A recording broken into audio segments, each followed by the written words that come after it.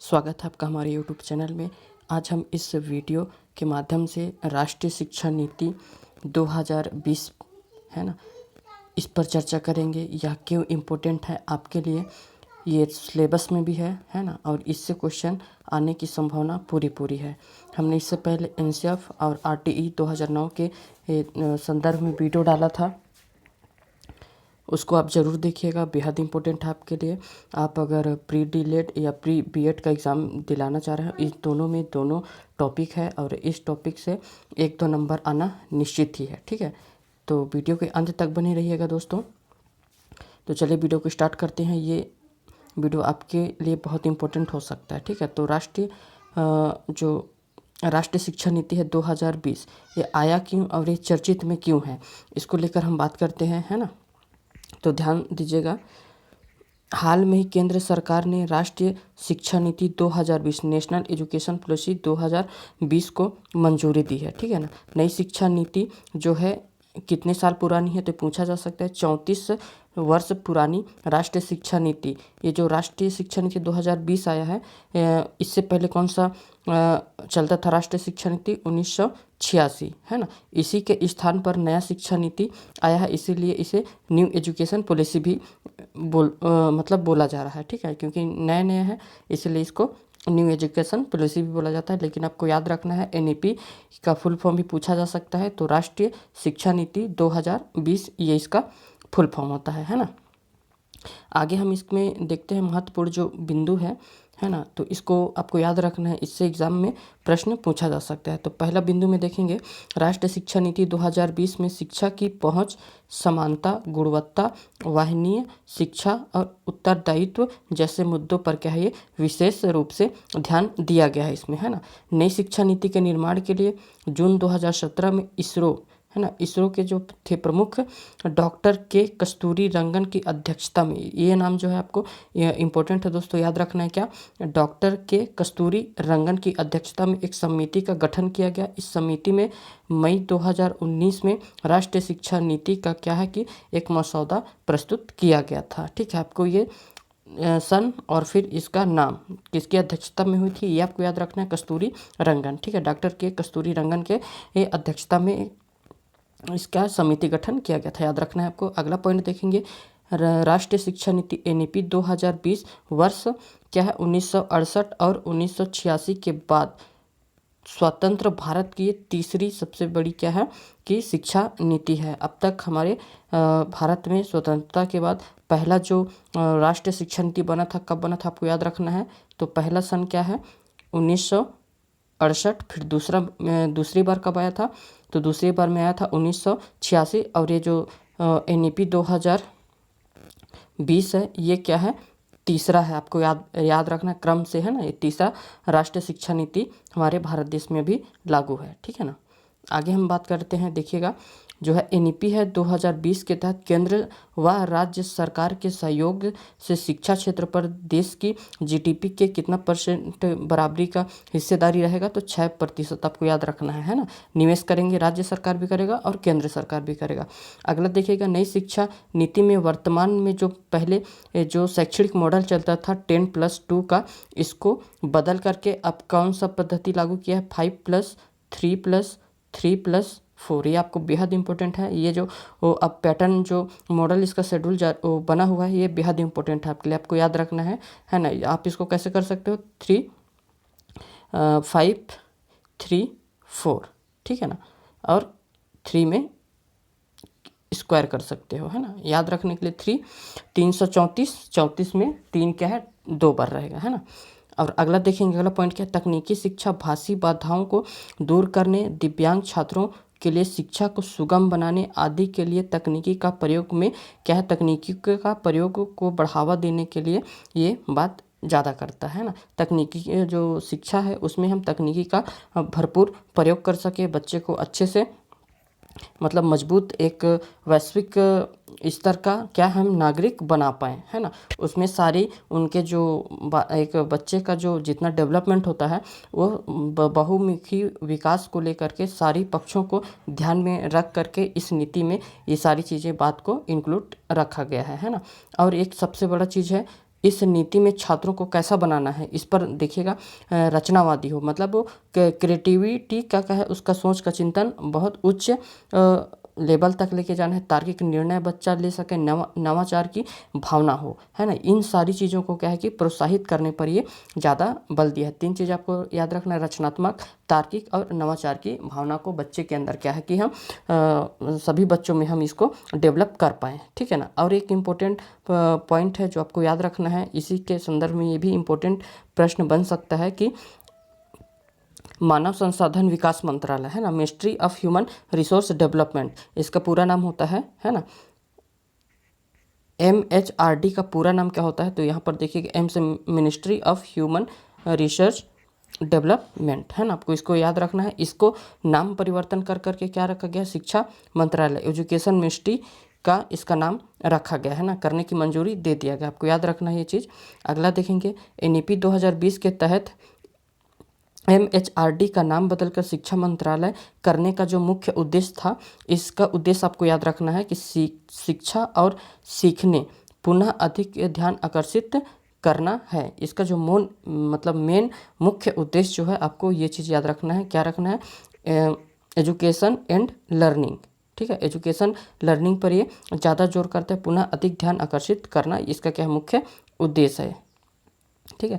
ये आप ढांचा यहाँ पर देख सकते हैं कि जो पहले का मसूदा जो ढांचा था, ये क्या था, 10+2 का था, मतलब पहली से 10वीं तक का, ये पहली टू 10, और फिर इधर क्या हो जाता था, 11th, 2 साल में 11th और 12th होता था। लेकिन अब क्या है, इसी को बदल करके क्या कर दिया गया, इसको 5+5+3+3+4 का, ठीक है। आप इसको इतना आपको याद रखना है, आपके लिए बेहद इंपॉर्टेंट है ये चीज़, है ना। आगे हम देखेंगे, इसी में एक नज़र और डालिएगा, मोटा मोटा इंपॉर्टेंट है ये, और इसी से क्वेश्चन आपका बनना है ना। तो देखते हैं, नई शिक्षा नीति, न्यू एजुकेशन पॉलिसी, इसीलिए बोला जाता है कि वो नया है, 2020 में आया है ना। मतलब 19 शताब्दी जब ख़त्म हो, जब 2000 लगा, तो 2000 का ये पहला नया नीति है, इसलिए इसे न्यू एजुकेशन पॉलिसी भी कहा जा रहा है, ठीक है ना।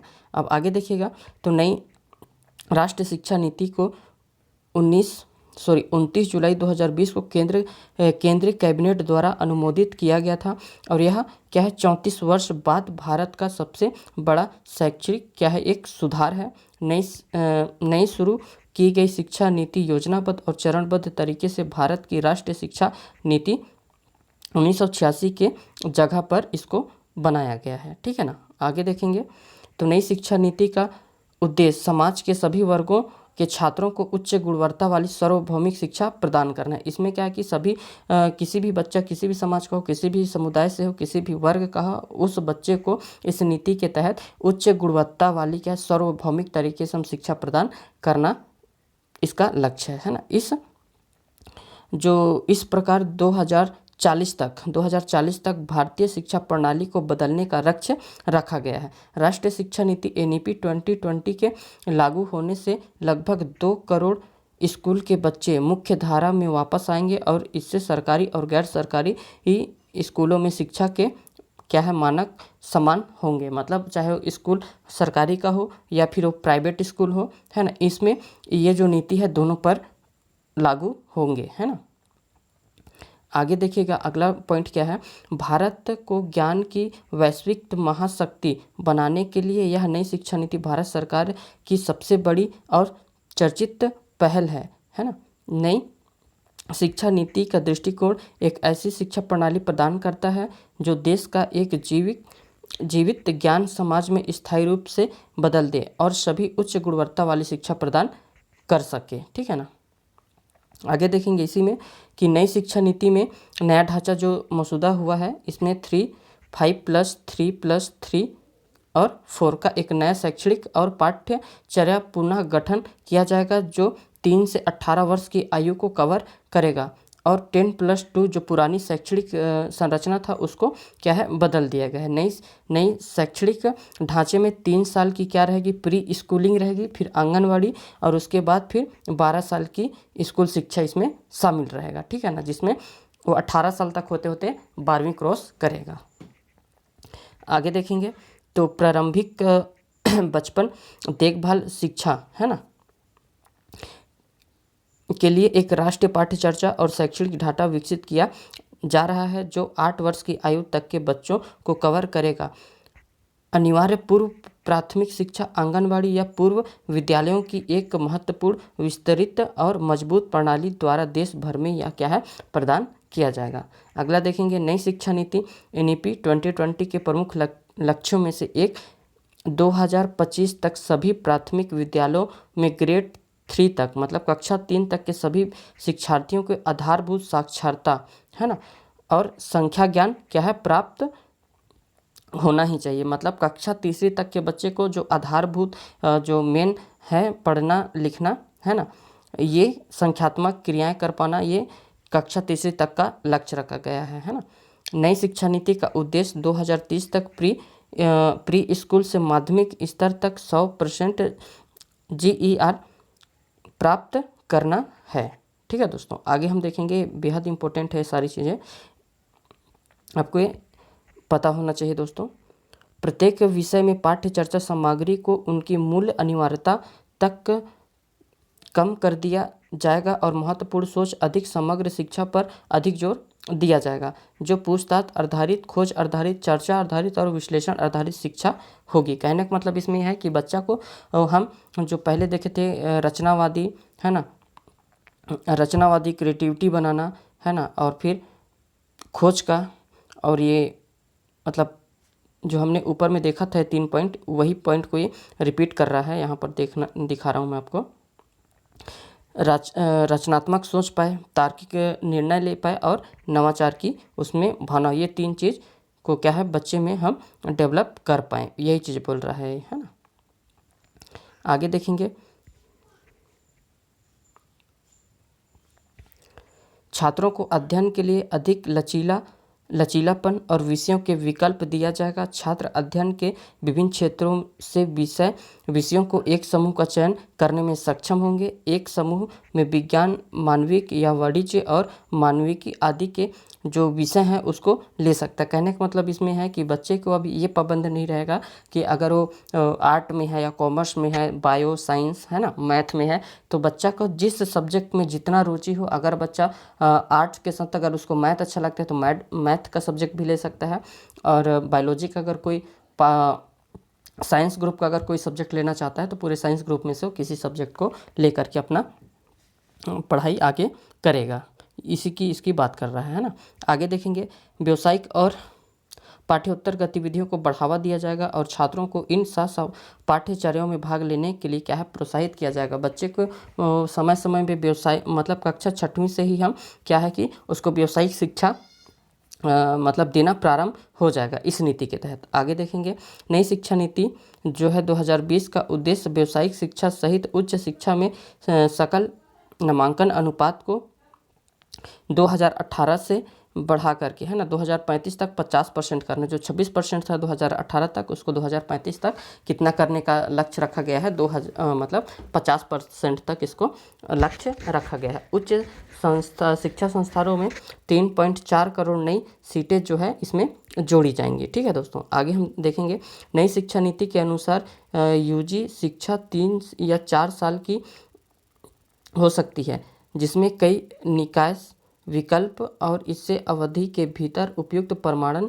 होंगे। उदाहरण के लिए 1 साल के बाद सर्टिफिकेट, 2 साल के बाद एडवांस डिप्लोमा, 3 साल में बैचलर डिग्री और 4 साल में क्या होगा उसको रिसर्च के साथ बैचलर डिग्री प्रदान किया जाएगा, है ना।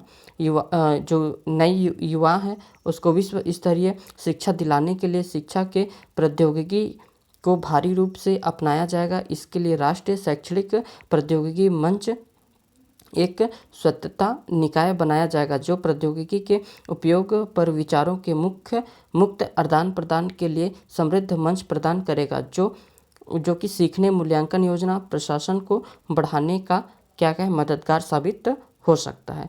तो दोस्तों ये जो NEP के तहत जितना इम्पोर्टेंट पॉइंट है इन सबको आपको याद रखना है, क्योंकि इससे आपको क्वेश्चन देखने के लिए मिलेगा ही मिलेगा। ठीक है, हम आगे अब अगला टॉपिक जो कवर करेंगे दोस्तों, ये भी महत्वपूर्ण टॉपिक है सर्व शिक्षा अभियान के बारे में, है ना। तो सर्व शिक्षा अभियान ये भी सिलेबस में है और बेहद इंपॉर्टेंट है, इससे भी प्रश्न पूछा जाता है ना, हर बार आया है और इस बार भी क्वेश्चन आएगा। तो आपको ध्यान से समझना है आपको इस टॉपिक में क्या क्या पढ़ना है ना। जो बेसिक जो मेन ज़रूरी चीज़ें हैं उसको आपको पता होना चाहिए। तो इसको देखिएगा, सर्व शिक्षा अभियान जो है 2001 भारत सरकार का एक मुख्य कार्यक्रम था, जिसकी शुरुआत 2001-2 में अटल बिहारी वाजपेयी द्वारा एक निश्चित समयावधि के तरीके से प्राथमिक शिक्षा के सार्वभौमिकरण जैसे कि भारतीय संविधान के 86वें संशोधन में के द्वारा निर्देशित किया गया है, जिसके तहत 6 से 14 साल के बच्चों में, है ना, क्या है कि 2001 से 2005 तक मिलियन अनुमादित की मुक्त और अनिवार्य शिक्षा क्या है प्रदान करना है। और मौलिक अधिकार इसी में बनाया गया है। इसको क्या है कि शिक्षा को क्या है कि एक मौलिक अधिकार के रूप में दर्जित किया गया है ना। इस कार्यक्रम का उद्देश्य था कि 2010 तक संतोषजनक गुणवत्ता वाली प्राथमिक शिक्षा के सार्वभौमिकरण को क्या है प्राप्त करना था। तो आपको सर्व शिक्षा अभियान के तहत जो मोटा मोटा था इतना आपको पता होना चाहिए दोस्तों। ठीक है, आगे देखेंगे इसी में। अब इसको देख लेते हैं कि सर्व शिक्षा अभियान के बारे में थोड़ा सा आपको जानकारी होना चाहिए कि सर्व शिक्षा जो अभियान था ये था क्या, है ना। देखिएगा इसमें क्या क्या था। जो सर्व शिक्षा अभियान क्या है उसके बारे में देखिएगा। प्रारंभिक शिक्षा कक्षा 8 तक के लिए एक निश्चित समय सीमा सहित एक कार्यक्रम था और समूचे देश में स्तरीय बुनियादी शिक्षा की मांग की पूर्ति के लिए अपेक्षित कार्यवाही। अगला है बुनियादी शिक्षा के माध्यम से सामाजिक न्याय को बढ़ावा देने का एक अवसर था। प्रारंभिक स्कूलों में प्रबंध में पंचायत राज संस्थानों, स्कूल बंद समिति, ग्राम और शहरी जो बस्ती स्तर की शिक्षा समिति, अभिभावक अध्यापक संघों, माता अध्यापक संघों, जनजातीय स्वायत्तता परिषदों तथा अन्य मूलभूत स्तरीय तंत्रों को प्रभावी रूप से क्या है संयोजित करने का एक प्रयास था, है ना। समूचे देश में सार्वजनिक प्रारंभिक शिक्षा के लिए राजनीतिक इच्छा शक्ति का एक अभिव्यक्ति। और अगला देखेंगे केंद्रीय राज्य और स्थानीय सरकार के बीच में एक भागीदारी था और राज्यों को प्रारंभिक शिक्षा की स्वयं अपनी परिकल्पना विकसित करने का क्या था एक अवसर। अब आगे देखेंगे सर्व शिक्षा अभियान के जो लक्ष्य था इसको देखिएगा, बेहद इंपॉर्टेंट है ये, है ना, लक्ष्य इसका। तो सर्व शिक्षा अभियान का लक्ष्य 6 से 14 वर्ष आयु वर्ग के सभी बच्चों को उपयोगी और प्रासंगिक प्रारंभिक शिक्षा को क्या था प्रदान करना है। साथ ही स्कूलों के प्रबंध में समुदाय की सक्रियता, भागीदारी सहित सामाजिक, क्षेत्रीय और लैंगिक विषमताओं को निपटाने का क्या था एक दूसरा लक्ष्य भी था, है ना। अब आगे देखेंगे सर्व शिक्षा अभियान का जो उद्देश्य था ये आपको मेन रूप से इसको याद रखना है क्या क्या था। अब इसको देखिएगा, सभी बच्चे स्कूल शिक्षा गारंटी केंद्र, वैकल्पिक स्कूल वापसी, स्कूल चलो शिविर में शामिल, है ना। अगला देखेंगे सभी बच्चों द्वारा 5 वर्ष की प्राथमिक स्कूल की शिक्षा को क्या है पूरी करना। सभी बच्चों द्वारा 8 वर्षों की प्रारंभिक स्कूली को पूरा करना। शिक्षा पर विशेष स्तर की प्रारंभिक ध्यान देना, जीवन के लिए शिक्षा पर बल देते हुए संतोषजनक। अगला देखिएगा नवीन प्राथमिक शाला खोलने की स्वीकृति। ऐसे शिक्षा सुविधा विहीन बाहटें जिनकी दूरी निकटतम प्राथमिक एवं शिक्षा गारंटी स्कूल से 1 किलोमीटर से अधिक हो तथा वहां 6 से 11 वर्ष आयु के पढ़ने वाले आदिवासी क्षेत्रों में 25 बच्चे एवं गैर आदिवासी क्षेत्रों में 40 बच्चे उपलब्ध होने पर नवीन प्राथमिक शाला खोलने का क्या था प्रावधान है। ठीक है, आगे देखेंगे शिक्षा गारंटी शाला का प्राथमिक शाला में उन्नयन। ऐसे शिक्षा गारंटी शालाएं जहां 30 या उससे अधिक बच्चे दर्ज हैं प्राथमिक शाला में उन्नयन किया जाएगा। ठीक है, उच्च प्राथमिक शाला खोलने की स्वीकृति। तो इसको देख लीजिएगा, सर्व शिक्षा अभियान के अंतर्गत 3 किलोमीटर की परिधि में उच्च प्राथमिक शाला की सुविधा प्रदान करने का प्रावधान है। विशेष परिस्थितियों में एवं भौगोलिक दृष्टिकोण तथा छात्र संख्या अपेक्षित होने पर 2 प्राथमिक शालाओं पर एक उच्च प्राथमिक शाला खोलने की अनुमति भारत सरकार द्वारा दी जाती है। अगला देखिएगा निःशुल्क पाठ्य पुस्तकों का वितरण, ये भी इम्पोर्टेंट है। शासकीय एवं अनुदान प्राप्त शालाओं तथा अनुदान प्राप्त मदरसों के लिए क्या है कक्षा पहली से कक्षा 8वीं तक के अध्ययनरत सभी वर्ग के बालिकाओं एवं अनुसूचित जाति अनुसूचित जनजाति वर्ग के बालकों को निःशुल्क पाठ्य पुस्तक प्रदान किया जाता है ना। आगे देखेंगे शिक्षक के पदों की स्वीकृति। तो प्रत्येक प्राथमिक शाला में न्यूनतम 2 शिक्षक तथा शिक्षक का अनुपात 1 अनुपात में क्या है 40 शिक्षक है ना उपलब्ध कराने का प्रावधान है। मतलब 40 बच्चे में 1 शिक्षक क्या है क्या उपलब्ध होना ही चाहिए। उच्च प्राथमिक शाला के अंतर्गत प्रत्येक शाला के लिए न्यूनतम 3 शिक्षक तथा शिक्षक छात्र का अनुपात 1:40 में शिक्षक उपलब्ध कराने का क्या है प्रावधान है। ठीक है दोस्तों, आगे देखिएगा जो हमारा टॉपिक है प्राथमिक शिक्षा के सार्वभौमिकरण के लिए संवैधानिक कानूनी और राष्ट्रीय घोषणा। जो इम्पोर्टेंट है उसी को हमने लिया है, ये भी आपके लिए इम्पोर्टेंट है। तो पहला देखिएगा संवैधानिक अधिदेश 1950 संविधान के सेवारंभ से 10 साल के भीतर राज्य जब तक बच्चे 14 साल पूरा नहीं करते हैं तब तक सभी बच्चों को मुफ्त और अनिवार्य शिक्षा क्या है देना अनिवार्य होगा, है ना। अगला देखिएगा राष्ट्रीय शिक्षा नीति 1986 यह सुनिश्चित किया जाएगा कि 21वीं सदी में प्रवेश करने से पहले 14 साल के सभी बच्चों को संतोषजनक गुणवत्ता में मुफ्त और अनिवार्य शिक्षा प्रदान की जाएगी। ठीक है, अगला देखिएगा 19 क्रिस्टन फैसला 1993 में इस देश के 14 वर्ष तक के प्रत्येक शिशु नागरिक के पास मुफ्त शिक्षा पाने का क्या है अधिकार है। उपस्थिति कम होने के चलते मध्याह्न भोजन की शुरुआत की गई थी। तो ये सारी चीज़ सर्व शिक्षा अभियान से संबंधित इम्पोर्टेंट जो पॉइंट था दोस्तों, बेहद इम्पोर्टेंट है। इसको आप देखिए, नोट बना लीजिए, है ना। इससे क्वेश्चन आपको देखने के लिए मिलेगा एग्ज़ाम में। तो आशा करता हूँ दोस्तों ये वीडियो आपके लिए बेहद हेल्पफुल हो सकता है। हम फिर मिलेंगे एक नए वीडियो के साथ, तब तक के लिए धन्यवाद।